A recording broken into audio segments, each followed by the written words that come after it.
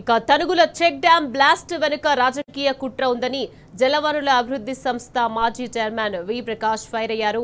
నిర్మాణ లోపం ఉంటే చేపలు ఎందుకు చనిపోతాయని నిలదీశారు. ఇరిగేషన్ అధికారులు నిజ నిర్ధారణ చేసి ఇక్కడ బ్లాస్టింగ్ జరిగిందని రిపోర్టు చేశారన్నారు. మేడిగడ్డ పైన కూడా తమకు అనుమానం ఉందన్నారు. ఇక ప్రజల ఆస్తులను ధ్వంసం చేస్తే ఊరుకునేది లేదని హెచ్చరించారు. దోషులను కఠినంగా శిక్షించాలని డిమాండ్ చేశారు.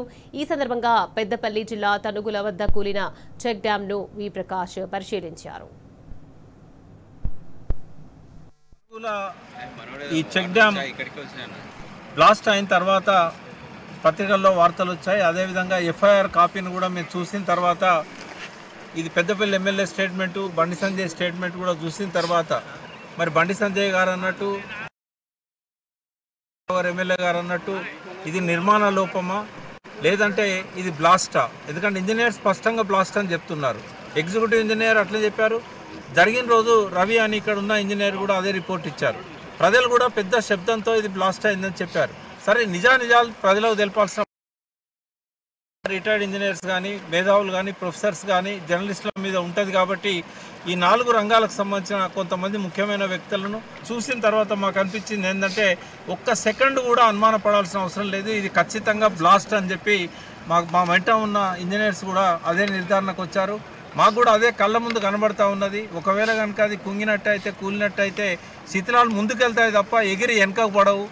అదే రోజు ఇక్కడ చాలా చేపలు కూడా చనిపోయినట్టుగా కనబడ్డాయని చెప్పి చెప్పడం జరిగింది. తర్వాత ఇంజనీర్లు వెతికినప్పుడు జిలెటిన్ స్టిక్స్ కానీ, పొటాష్ కానీ ఇవన్నీ కూడా వాళ్ళకు దొరికినాయి. వాటిని హైదరాబాద్లో ల్యాబొరేటరీలో కూడా పరీక్ష చేసి వాళ్ళు నిర్ధారించి రిపోర్ట్ ఇచ్చారు ప్రభుత్వానికి ఇది బ్లాస్ట్ అని చెప్పి.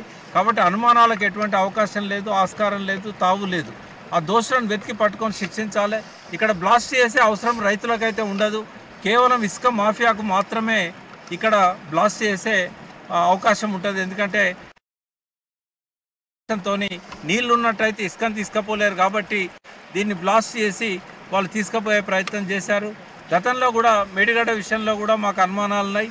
త్వరలోనే మరొక నిజ నిర్ధారణ కమిటీ ద్వారా మేము మహదేవ్పూర్ పోలీస్ స్టేషన్ కూడా పోయి 2 సంవత్సరాల కింద నమోదైన ఎఫ్ఐఆర్ మీద మీరేం పరిశోధన చేశారు, ఎందుకంటే మాకు ఎందుకు అనుమానం వస్తున్నదంటే పిసి ఘోష్ గారు సుప్రీంకోర్టు జడ్జి గారు రిటైర్ అయ్యి కూడా ఎఫ్ఐఆర్ గురించి ఆయన అడగలేదు. విజిలెన్స్ కమిటీ తెలంగాణ పోలీసులతో ఏర్పడ్డది, పోలీసు ఐపీఎస్ అధికారులతో, వాళ్ళు కూడా ఎఫ్ఐఆర్ను పట్టించుకోలేదు. ఆఖరకు ఎన్డీఎస్ఏ కూడా ఆ ఎఫ్ఐఆర్ను పట్టించుకోలేదు.